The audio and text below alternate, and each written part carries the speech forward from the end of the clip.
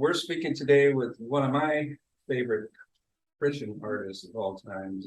So I fell in love with Bob's music, and I had his cassette tapes in my car going all the time. Yeah.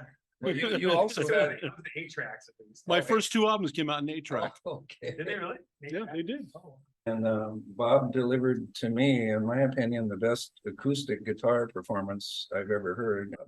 Thank you. Well, thank you, John.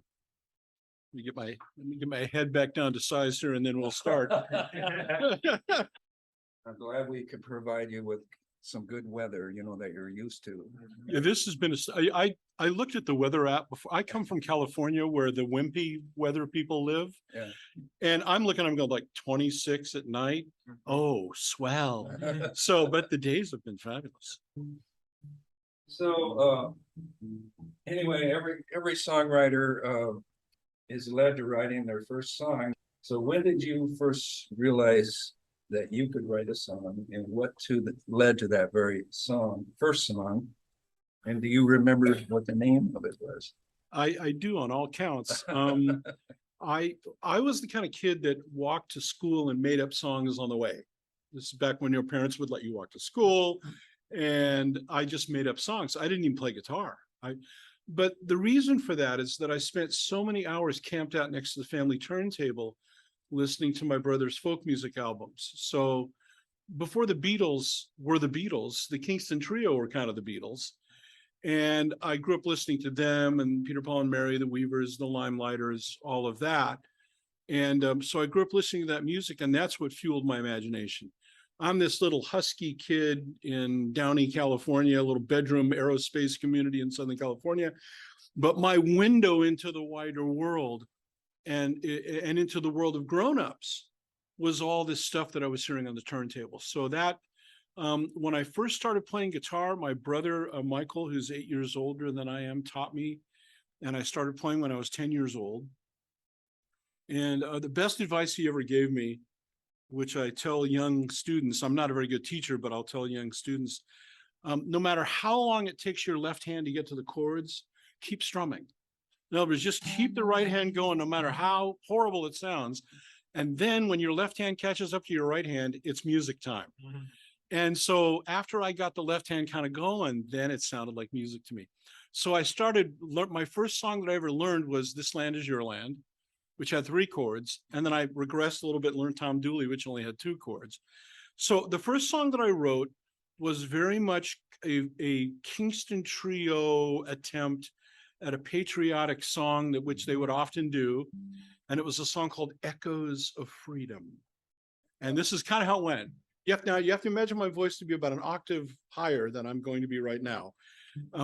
So I hear echoes in the mountains, echoes in the valleys, echoes in the cities everywhere, echoes in the cities everywhere, echoes of freedom, echoes of freedom, echoes of freedom everywhere. And I graduated to more chords at that point. Obviously, I could do a bar chord and all that, but that's actually, I don't think I've ever played that much of the song in public in about 57 years.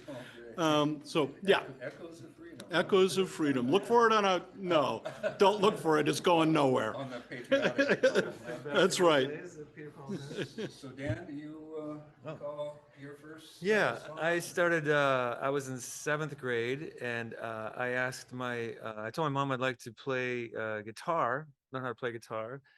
And we were pretty poor, lived out in the country, but my grandpa lived here in the Twin Cities, and he worked for the Salvation Army Church. And he was a woodworker, and he was connected with the Salvation Army store, and they were getting broken acoustic guitars he would repair, and they'd resell in the store. And in our little country church, we had a guy who played guitar, was a music teacher. And so my mom said, well, how about if you want to learn guitar, how about if we get guitars for all the kids in our little youth group, and we'll get Jerome to teach you all to play guitar. So we got $7 guitars and started learning to play guitar. And I actually learned some bad habits because my guitar, the strings are about this high off the neck. And it was just like, I just squeeze like a grip. So I still do that sometimes. I wear my frets down because I still have a habit of squeezing too hard.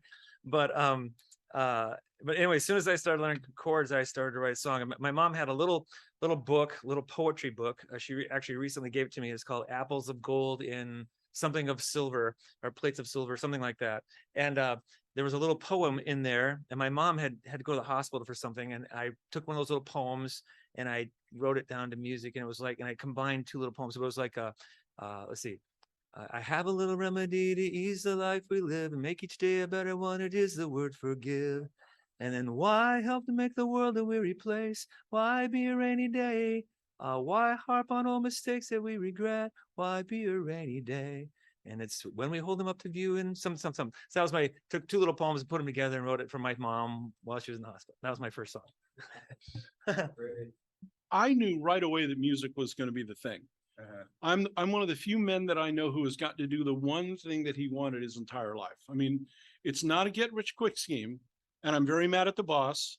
Sometimes I'm self-employed, but I got to do exactly what I wanted. Who gets to say that? Right.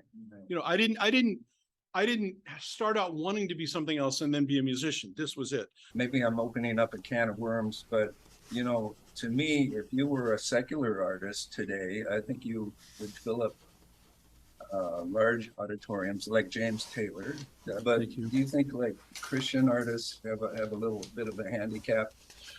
Well, I mean, that's a complicated question. The first thought that occurs to me is sometimes I think as Christians, we look for resistance that might not be there. Now, people are usually a little suspicious of getting a sales pitch right away. And if we lead with closing the sale before we lead with relationship or with other kinds of concerns, then I think people are, even I recoil at that, and I'm a card-carrying Christian, right? But I think what it is we kind of made our separatist bed, and so we're kind of lying in it now. So when a record comes into a radio station and they catch on that it's not going to be like Spirit in the Sky, like cool, like oblique and fun and got a groove and stuff, if they look at it and think this is a Christian thing, they're going to say not our format and we're done. In other places, musicians who are writing Christian themed songs are in the larger marketplace of ideas, and so they've got to make it work in the regular world that is out there. So, you know, I mean, I absolutely wanted to be Jackson Brown Jr. or Paul Simon or, you know, James Taylor or Joni Mitchell. I wanted to do that kind of work in that kind of way. And it became really clear that that wasn't going to happen.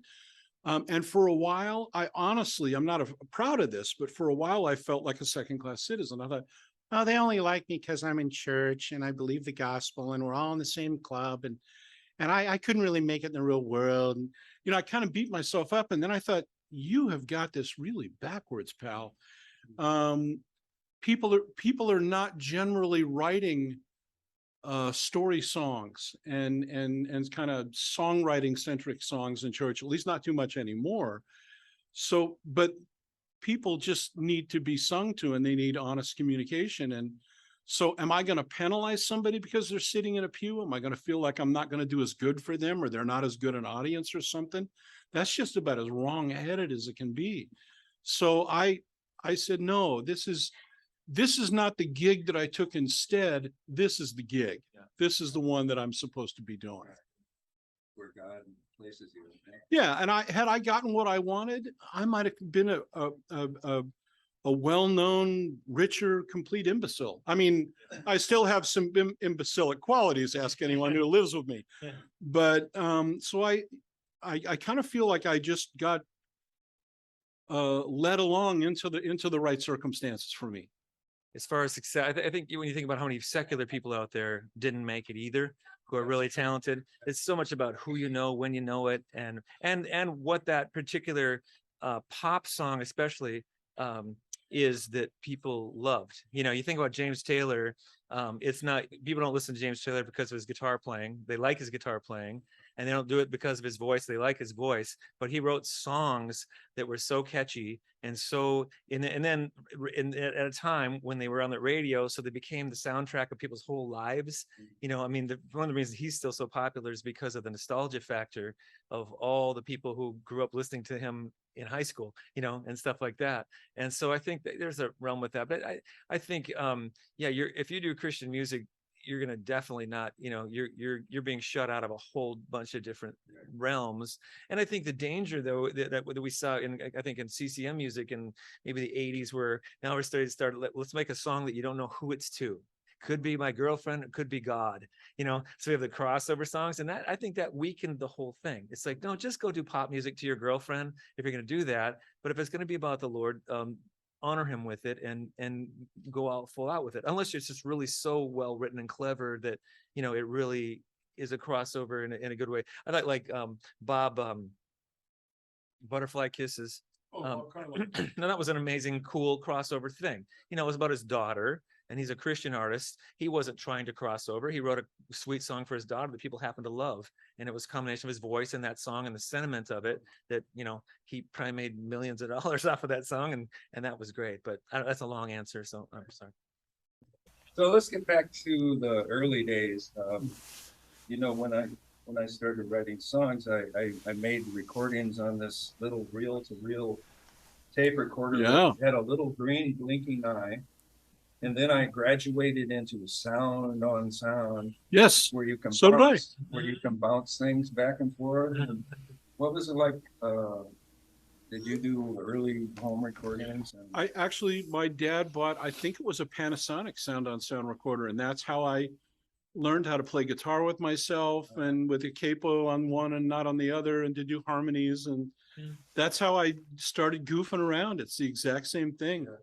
And I mean, eventually, when I came to faith at age 22, and I started hanging around Calvary Chapel out in Southern California, that had a huge music thing going on, and an associated record label by that time.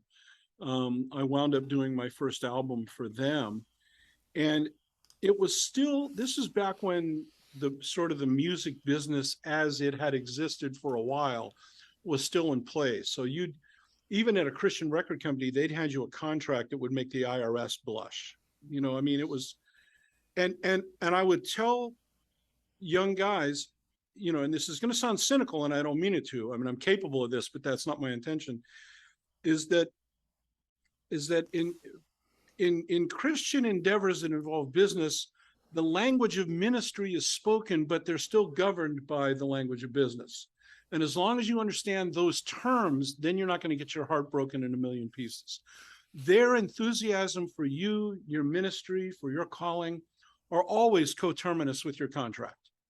The minute you're done with that, they're kind of, and they might couch it in Christian terms like, well, you know, brother, we just wouldn't be good stewards if we continue to have you on our label. And but they're kind of giving you the boot, you know. And if you understand going in that this is the music business, and with all these incredible people who are our brethren, it's still the music business, then you're fine. But as you alluded to, I would literally be in a Dayglow vest, you know, saying welcome to Walmart, were it not for the fact that I can be a do-it-yourself guy. I maintain a mailing list. I've been fortunate to still do studio recording, but I can still do a lot on a laptop, and take care of myself, do my own booking. I'm a do-it-yourselfer guy. I don't have a team of anybody. It's me. And the fact that I can be 67 years old and still doing this for a living is kind of miraculous, truly. I noticed you have an online presence too, where you have a weekly thing. That was basically the, necessity being the mother of invention.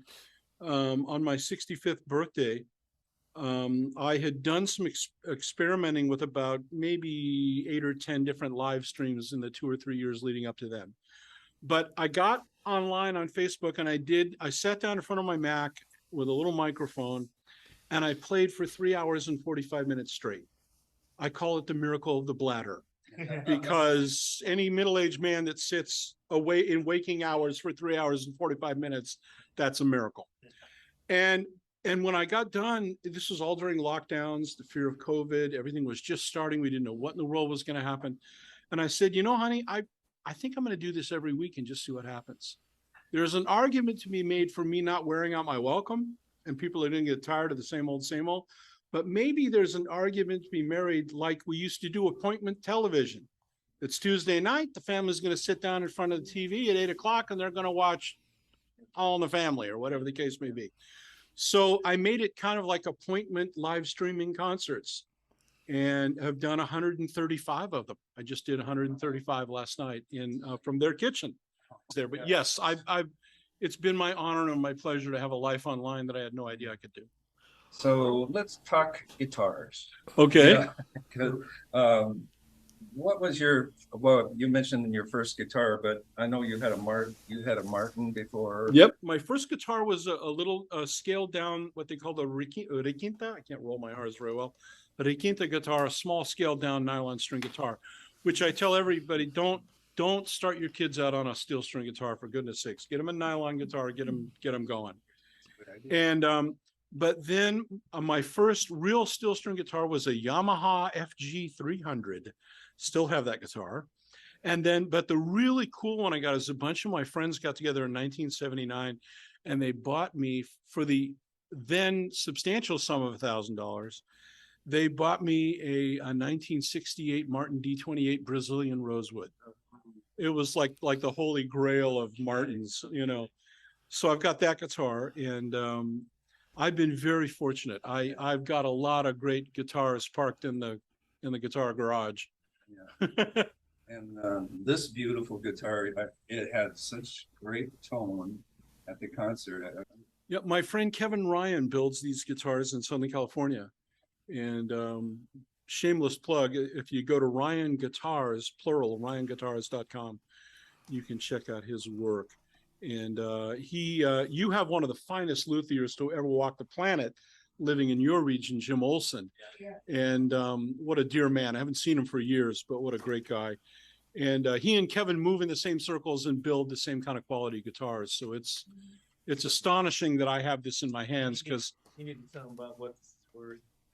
Well, I'd be, and there's nothing wrong with this, because I know Bob Taylor too. I'd be in a Guitar Center picking out a Taylor were it not for the fact that I know Kevin. So Kevin gave me the deal of a lifetime. But this guitar is like going out and buying a fine cello. It's a $30,000 guitar. And it's got this make you want to cry Brazilian rosewood on the back, right? And all the inlay, and it's got the little bevel here with the flutes, and it's just like, what is a guy like him doing with a guitar like that? And so it was just amazing. And you had a little device that you plugged it into. I use just for you guitar geeks, I have what I believe is an Anthem system from Lloyd Baggs, who is one of the big kahuna, I think, of guitar amplification, acoustic guitar amplification. And then I run that into an old Fishman pocket blender, an old analog preamp that they don't make anymore. So I tell people, guitar-wise, reinforcement, I'm renting from Hertz and Avis at the same time. I'm running a Baggs pickup into a Fishman preamp. And it's not the fastest game in town, but that little analog preamp just helps out a lot. It really helps out a lot. Does it have EQ on it, or just it has bass and treble. Okay, So EQ is perhaps too fancy a name for what it does. And what do you find yourself doing with the EQ? Is it flat, or? I usually put on a little bass, and then I'll roll over a little of the treble, but mostly I'm relying on the sound man. And I will say it's less important, what it sounds like to me. It's more important that it sounds good in wood, to you. Yes. So I always trust the sound man to kind of get me in the wood territory. And I ran sound on Friday night, John. Yeah, it sounded amazing. It was fun. So did you teach yourself guitar? My brother taught me the basic chords when I was a kid, taught me a little bit about, first introduced me to an open tuning, I think open G, they call banjo tuning on guitar. And then I just kind of taught myself after that. And my goal has always been, what kind of good noisy accompaniment can I make behind the songs that I'm singing? So I'm not being falsely modest to tell you that I'm not a Pierre Ben Suzanne. I'm not a Phil Keaggy. I'm not a Tommy Emmanuel. These are guys who their skills are just way beyond my pay grade. But the one thing I do and what I concentrate on is when I write a song, how can I play that song as best I can while I'm singing it? And so that's the deal. It works really well. Your Really voice and guitar complement each other, perfectly. And Well, thank I you. think I was telling Bob I thought it was fascinating watching him play, and I thought if I saw a chord chart of his song, and I try to play it, like he doesn't do any chord, well, hardly any chords where he just sits and plays an arpeggio of the chord. You know, he does the thing, and he does this incredible lick between every phrase. It's like that is so great, but it would never be in my head to do that. You know? Yeah. Well, and it's one thing to play solo, and then when I go to record albums and do songs that I've played for a while, I do have to calm down and play less because there's going to be other musicians involved, and they kind of need something to do too. So I have to learn a little bit as I'm going when I'm recording. Speaking about recording, so when you have a producer, I suppose, and Yeah. and how is all that paid for, all the musicians? Well, in the old days, you would have a record label and they would give you a budget.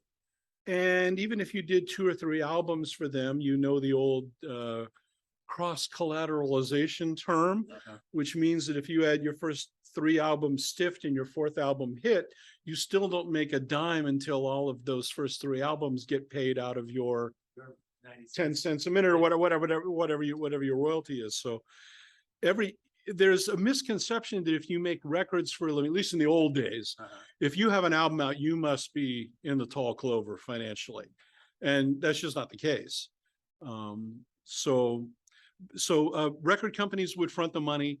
I've been fortunate the past 2 or 3 albums that I've done. There is a ministry that has seen fit to support my work in that way. And so I'll go and record an album and all I have to do is pay my airfare and take care of my food. And maybe if there are a couple musicians I want to hire outside, I might pay for them. And then they hand me a record at the end and say, here are your masters, Mr. Bennett. Wow. And so it's just astonishingly generous. What kind of budgets were they looking at back in the day? We have John Patitucci, people playing on like well, this is 1979, 1983, 84. So when CBS would throw $35,000, $40,000, that was like the moon to us. And on a Steely Dan record, that was probably like the catering bill. Yeah. You know what I mean? It's like, so it was, but they did nice by us. But also the first few albums that I did with the late Jonathan Brown, he had a way of taking that $30,000 and making it sound like $100,000 record. And it's not all about the money, of course, but if you have somebody who knows what they're doing and you've got the budget, then you can hire. I had one record where the one that you alluded to with Patitucci playing, I had Jim Keltner play drums. He played with John Lennon and Steely Dan and all those guys. Vinnie Colaiuta played with Frank Zappa, Sting, all this stuff. Jimmy Johnson, who plays with James Taylor, John Patitucci, Victor Feldman was an incredible keyboard player and percussionist. And I had all the guys who were listed on the albums that I went out and paid actual money for. Yeah. All of a sudden, these guys are in the studio and they're playing on my songs. It's like, you have got to be kidding me. Yeah, that was the nonfiction album. Yeah, that was just astonishing. I would like to talk a little bit more about guitar. I remember back in the day discovering major 7th chords, and that just opened up a whole new avenue of songwriting and melodies and things. And I noticed in the concert you use a lot of alternate tunings and a drop D. And what has influenced your songwriting as far as the tunings and how, Well, it's certainly been a help. And actually, Dan and I were just talking about this at lunch. I worry more about the music than I do the lyrics. The lyrics seem to come easier to me. And my half serious, half joking line for this is that I have a deck of 52 musical ideas, and I'm just trying to shuffle those as much as possible so that I don't wind up writing the same song over and over again. Like you, boy, you. And in fact, my worst nightmare is when I bring a new song to my wife, Elena, and she goes, you know, that sounds an awful lot like blah, blah, blah. And I go, no. And she's saved my bacon more than once in the that sounds way too much like another Bob Bennett song. But what alternate tunings do is they just get you thinking in a different headspace. I mean, when you drop that D or go into open G or dadgad or whatever tunings, they make you hear differently. If you're not a keyboard player, if you're a one-trick pony and you're a guitar guy, you're just trying to make the guitar sound good and different and inspirational whenever you can. So that helps out an awful lot. The kings of alternate tuning, as I may have cited in the concert, I think we had a question about it, is there's a guy named Pierre Ben Suzanne who plays in dadgad constantly, D-A-D-G-A-D. He's the king of this tuning. He's just astonishing. And then there's a artist, singer, songwriter named David Wilcox, who is the alternate tuning king. This guy does more creative stuff with alternate tunings, cut capos. He'll play behind the capo if he's got a cut capo on. He's just nuts. I mean, in a good way. He just, it's like, who does this? And the answer is, he does it. So. I thought I heard some songwriting influences by other songwriters like Oh, absolutely. James Taylor, Dan Folberg, and Joni Mitchell. You bet. Especially on Man in the Tombs. You know, I hear that influence there. Can you speak about some of those influences? Yes. I mean, if you go back and listen to recordings that I made before I did my first album in 1979, you can very much hear me attempting to be a bloated Kenny Loggins. I dug all that music and I have all my influences. I mean, after the folk guys, you're right. It was Paul Simon, James Taylor, Joni Mitchell, Stephen Bishop, Mac McAnally, Jackson Brown, later on, David Wilcox, Pierce Pettis, Bruce Coburn, huge influence. These are people. I subscribe to the bank teller motif of how to learn songwriting. It's said that the bank tellers do not handle counterfeit currency in order to spot a counterfeit. You handle the real thing long enough, and then you'll know the counterfeit when it comes before you. And so I just tell people, you just need to listen to great music and try to figure out why it's great. I can't read music. I can't read a note of music.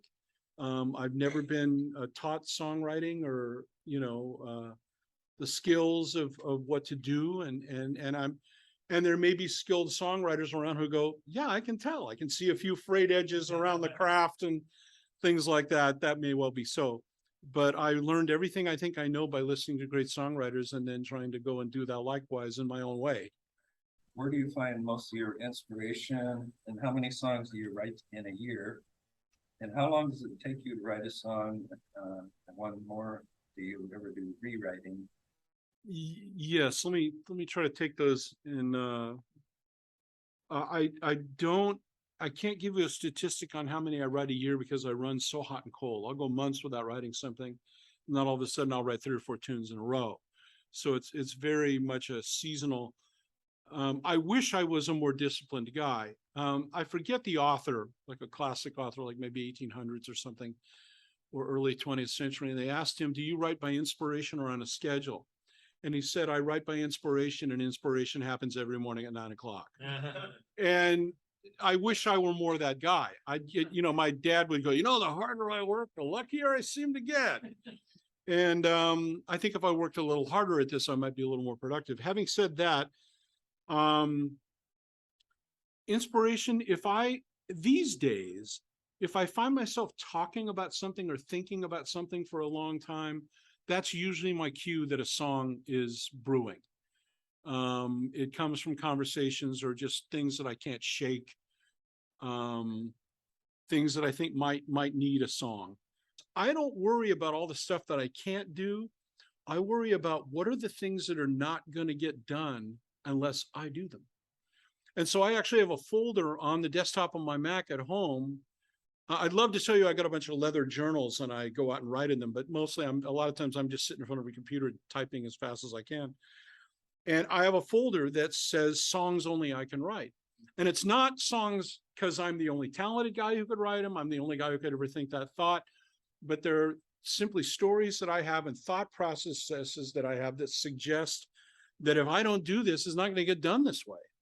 And that helps me stay motivated. That helps me, it helps me to imitate the quality of others, but to go ahead and try to write in my own voice now. Now you ask editing. The battle is won in the editing. You get everything out. What you do is I have a ruthless editor guy. If you think of the old newspaper guy with the cap and the sheaves and a little cigar, and he's like, and you need that guy, but you need to keep him bound and gagged during the first part of the process, because he's going to choke anything out. That guy's going to, the baby's never going to make it out of the nursery if that guy's in charge of babysitting. But at a certain point, you have to be ruthless. And it doesn't matter the wonderful feeling that you had, whether you even think the song came from God. Editing is part of the deal. And you'll always win the battle in the rewrite. That's where you shake it down and do the work that needs to be done. You know, so I'm a huge believer in, very few songs have emerged that where I wrote it and it was pretty quick and the song kind of mostly resembles what I came up with first. There's definitely some tinkering going on under the hood. Maybe you can ask Dan about some songwriting, like you're part of the city band. What's your song? Because he's this guy writes in all kinds. I want to hear this answer because he writes in so many different kinds of genres. Yes. And to do it credibly and to do it well. Yeah, I still keep, always working on something. There's always a backlog of things in my head, or a song halfway done, or something that I record. To me, sometimes the challenge is going. I've had times I've written so many, it's just frustrating because it's like they aren't going to get out anywhere. I literally don't. I choose not to write some kinds of songs because I know I don't have an outlet for them. It's because it's too discouraging to me to spend the energy on it and going, no one's ever going to hear this, So with our Heart of the City band as a multi-ethnic band, my main focus of writing is writing for that group because that's what I'm using. That's what we do. But what styles of music? Well, we literally do. I mean, it's literally writing. I write bossa nova, jazz. I write Native American. I write East Indian. I was showing Bala East Indian Bhangra song I wrote. That's actually one of our biggest songs. I mean, I didn't even know what the music was before that. Gospel and reggae and blues and modern worship stuff. Honestly, the modern worship stuff is probably stuff I should write more. In fact, in our second to last album that we did, I wrote a song that had kind of a modern worship feel with a standard progression. It's a beautiful song, and people love that song. And I would go, if I was put on my critic hack, I go, yeah, that progression is like 50 other songs, but it's almost like, it's kind of like pop music where you kind of go, well, people are listening for this thing, and it's a bit of formulaic thing. And so there's a bit of a skill to that. But with the multi-ethnic stuff I write, I don't have a good explanation for it. It's a little bit of an osmosis thing where I listen to it and it gets in my head, and I honestly don't know how to even give credit for that, but like I've actually been able to write all these diverse songs that aren't caricatures. And that's the great fear, because we can do really cheesy stuff. We can, it's easy to write songs that go, oh, here's a gospel song and it's just cheesy and it's not done well, or a Latin song that isn't done well, and and then it's kind of embarrassing. And that's my great fear. And so the joy is when literally people have picked it up and across the world through YouTube or whatever, and they love it and they sing it or they play it in their context, and it actually is like, I have a Native American friend, he's 82 years old, and I do some of these Native American songs, and he says, and you guys, his voice is, Daniel, you've captured the heart of Native American people with that song. And I'm going, oh, that's, it's not commercially successful. And I had one of our African American singers who's very immersed in the African American community, and I wrote this a song called, it's an a cappella song, Wherever You Lead, and it's kind of a Blind Boys of Alabama stomp. It's like, wherever you lead is where I will go. Yeah, I'm gonna walk on, and we stomp our wherever you lead. And she sent me a note randomly out of the blue. Dan, you captured the heart of the African-American experience with that song. And I'm going, I mean, oh, thank God, you know, instead of going white guy, nice try, but you know, yeah. So it's just a blessing from the Lord, and I don't really understand it, but I'm grateful that I don't co-write at this point. I haven't I'm kind of a bad co-writer. If somebody gives me their song and they want me to work on that, that works for me. Mine is so in my head. It's kind of like somebody interrupting you and you go, you know, I can't concentrate now, you know, but I've worked with other people that way. And what I do have though is I draw on their arranging ideas. Our keyboard player is Peter Shu, and Peter's Chinese, but he's one of the best Latin and gospel keyboard players I know. And so we have a bossa nova, like a couple of bossa nova songs that I've done, and I'll have a relatively basic chord, and he'll go, why don't you do this, you know, sharp 13th flat 11th chord. I go, what is that? And I go, here. And I go, oh yeah, that's perfect. That's right. And that it took it from this level of that was really good to now it's really authentic because that's the right chord to fit into that genre. And I really appreciate that kind of input, you know, that helps tweak it. Our Latin players, when we'll do like a salsa tune, the rhythm, I'll write this whole thing and I won't know if it's merengue or if salsa or whatever the variation of a Latin thing is. And our percussionist, you know, who's like, you know, from Puerto Rico, it goes, oh no, that's salsa. That's salsa. You got to do this, and it's got to go this backbeat on this. And they don't change my song, but they do the arrangement so that it's authentic. And that's very important in that process. So where can people hear our next? The next thing, actually, we're going to be at the Music Factory, our own music, on November 19th.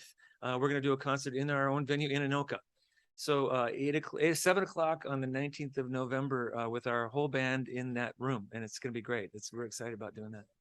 Yeah. I found co-writing real interesting, you know, adding another person into the equation of writing songs. I had to learn how to let go of my control, total control, and let that person into the songwriting process. And it went in a totally different direction than I would have taken it, which was actually a good thing, you know, and some pretty good songs came out of co-writing. And you talked about co-writing in Nashville, and I suppose you went there and sat in a room with somebody. Yeah. And how did that process go? Well, and how long did Nashville is such a songwriting centric time that you can make appointments with other songwriters that you may have never met. Oh, wow. And you'll walk into a room and shake hands, exchange a few pleasantries, and you'll start writing songs. Wow. It's a very craft oriented town in that regard. My biggest thing is I need to dare to get the stupid lines out of the way before we get to the good ones. So when I'm in another room with a person, I just have to tell them, it's like, look, my process is to exclude as many of the bad ideas as I can going in, and then we'll get to the good stuff. And nothing is sacred. This is, you know, I'm not quoting scripture here. So, you know, if this doesn't ring your bell, let's come up with something that does. And the way I write is that every syllable has to earn its keep. It has to be the right one. And I am constantly doing substitutions. I've had songs that I've recorded, and then 10 years later, I figured out a better way to write it, and I sing the better version. Because I'm not messing with the Holy Scriptures. I'm just trying to make a song better. So, so those times, you mentioned something that I like to do occasionally, and that's be song doctor. And there was a songwriting seminar up in the greater Seattle area, and they asked me to come and be part of a panel. And they submitted the songs that we were going to critique the next day ahead of time. So having the kind of personality that I have in this regard, what I did is I locked myself in my hotel room the night before with these songs, and I rewrote all 6 songs. And the reason I did that is I said, the only way I can figure out how to speak a language that you'll understand is to mess with your baby and do what I would do if I were your authorized co-writer. So I said, rather than say you need to tighten up your rhyme scheme, or you repeated your thought here, or you changed tenses between I and he, you know, rather than quote a bunch of rules to you, let me show you how this looks when you apply the things that I think would improve the song. And so the next couple of times I went up there, I had other panel guys go, don't go back to your room and rewrite these songs anymore. Okay, you don't have to do it. So good. So, but yeah, I love it when I'm dealing with a song that has the good germ of an idea, and I think that I can help somehow. That's one of my favorite things. How long did it take you to write the song together, you know, when you get into a room? You know, It varies as much as it does Yeah. for individual songs. Sometimes everything goes very fast. Other times it's months on end. The song that I cited in concert that I co-wrote with Don Henry, Kings of Summer Street, we had almost all of the song, and then I wrote the bridge later. in your concert, you spoke a lot about your father, Yes. and you played the song about baseball that was very touching, and that he came to every game, and he said he loved you no matter how you played, and that was very touching. And I thought, you mentioned he had a favorite song. I was wondering if you would play that one. Yes, be happy to. Yeah. All right. Lord, I hear you knocking. Been knocking at the door. How long have you been waiting? Seems I never really heard you before. I've kinda let the place go. I'm ashamed at what you'll find, but you can make yourself at home if you're sure that you don't mind. 'Cause when I cry, the roof leaks, and when the wind blows, the walls are weak, but a house is known by the company it keeps. And I feel better now that you're near, and I want to make it clear, Jesus, from now on, you're always welcome here. There are dark rooms deep inside me where your light has never shone, and I tried to hide inside them, but I guess you've always known that one day you would call me and I'd awaken from my sleep, and you'd take me just the way I am, and you'd promise me you'd keep me. 'Cause when I cry, the roof leaks, and when the wind blows, the walls are weak, but a house is known by the company it keeps. And I feel better now that you're near, and I want to make it clear, Jesus, from now on, you're always welcome here. Jesus, from now on, you're always welcome here.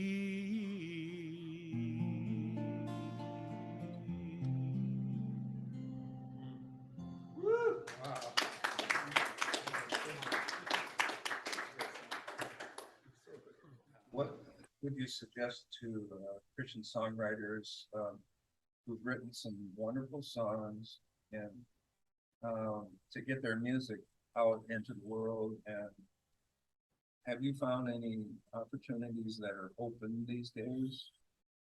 I'm afraid I'm going to be singularly unhelpful in this regard, because the newspaper that I know so well is about 40 years old when it comes to this news. I maybe this might be helpful. I tell people that in kind of a star search, instantaneous YouTube star world, the notion of getting out there, paying dues, learning your craft, This is not as much in fashion as it once was. I would say if you have songs to sing and you can sing them, get out there and do them in whatever place you can. You don't immediately start in front of the large congregation with the lights and the sound. You go to a home study, or you rest homes and nursing homes and medical facilities, although I'm not sure what the climate is in the post-COVID era, but they're always often welcoming for music. And just get the songs out in front of people. My admonition to musicians in general is that wherever you are, like I have my heroes, people who I just am completely mesmerized by. It's like, I'll never get to be those guys, you know, but I don't have to. All I have to do is figure out where Jackson Browne is playing on any given night, and virtually the rest of the world is a place I can go do a gig. Because these guys are not omnipresent, they can't be everywhere at once. That, and everything I do, I try to keep in mind, whether big or small, that's my Carnegie Hall that day or that night. I don't have one level of, there's a difference in the dynamic of having, you know, at the Heart of the City last Friday, folks were so into it that it just delighted me no end.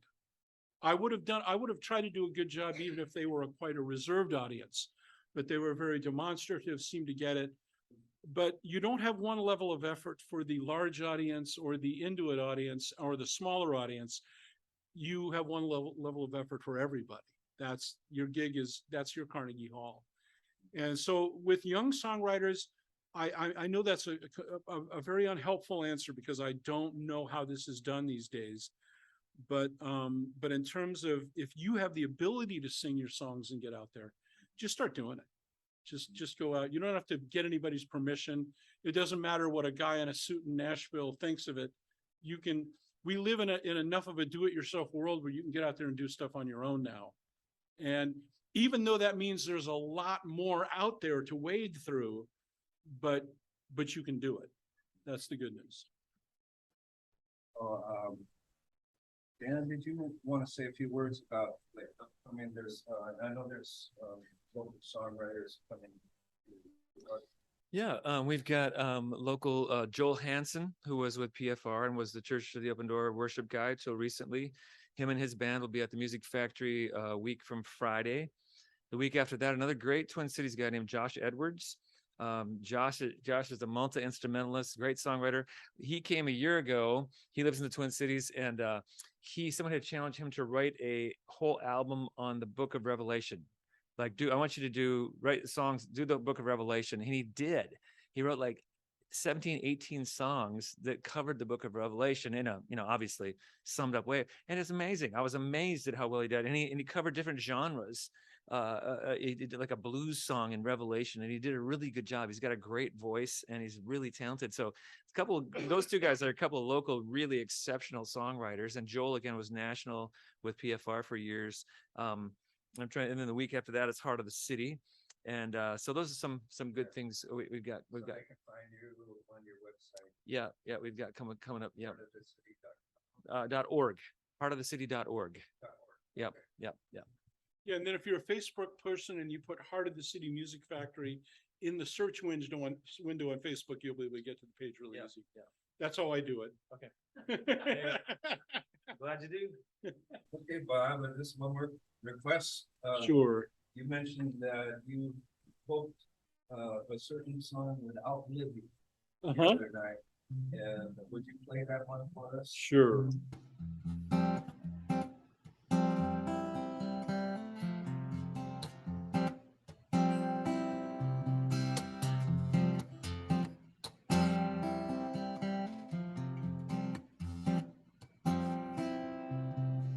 Man of the tunes, he lives in a place where no one goes,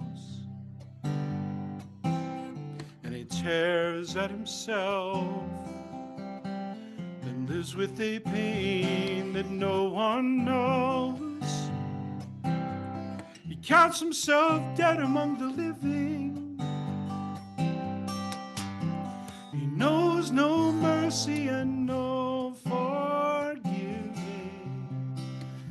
in the night, he's driven to cry out loud. Can you hear him cry out loud?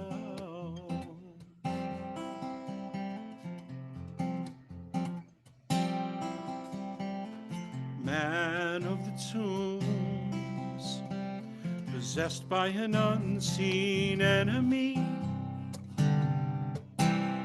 he breaks every chain and mistakes his freedom for being free.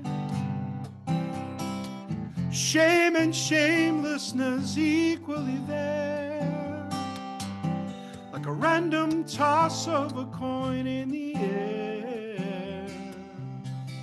Man of the tombs, he's driven to cry out loud. Underneath this thing that I've become, a fading memory of flesh and blood. I curse the womb, I bless the grave. I've lost my heart, I cannot be saved.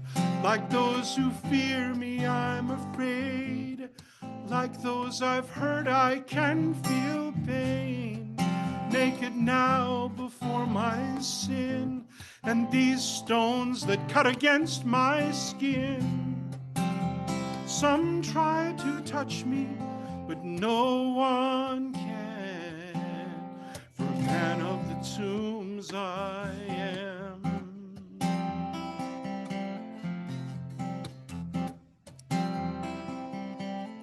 Down at the shoreline,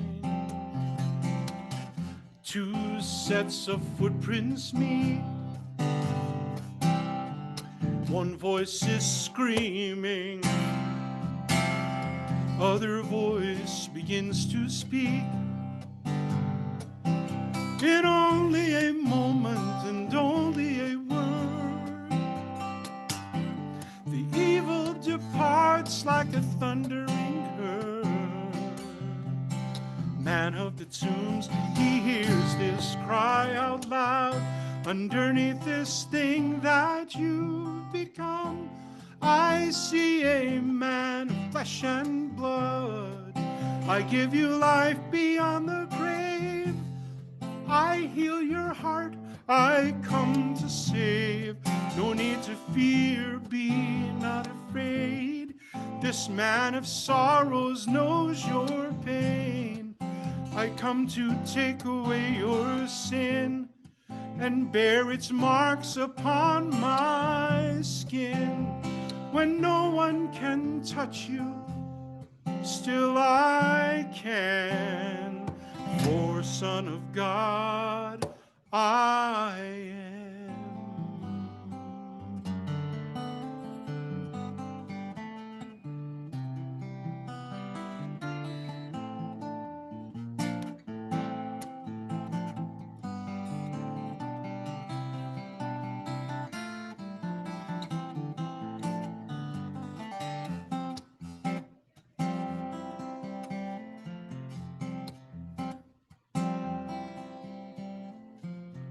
Dressed now and seated,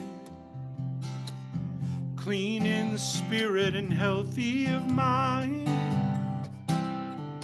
man of the tombs, he begs to follow but must stay behind. He'll return to his family with stories to tell of mercy and madness, of heaven and hell. Man of the tombs, soon he will cry out loud. Underneath this thing that I once was, now I'm a man of flesh and blood. I have a life beyond the grave. I found my heart, I can now be saved. No need to fear, I am not afraid. This man of sorrows took my pain. He comes to take away our sin and bear its marks upon his skin. I'm telling you this story because man of the tombs I was.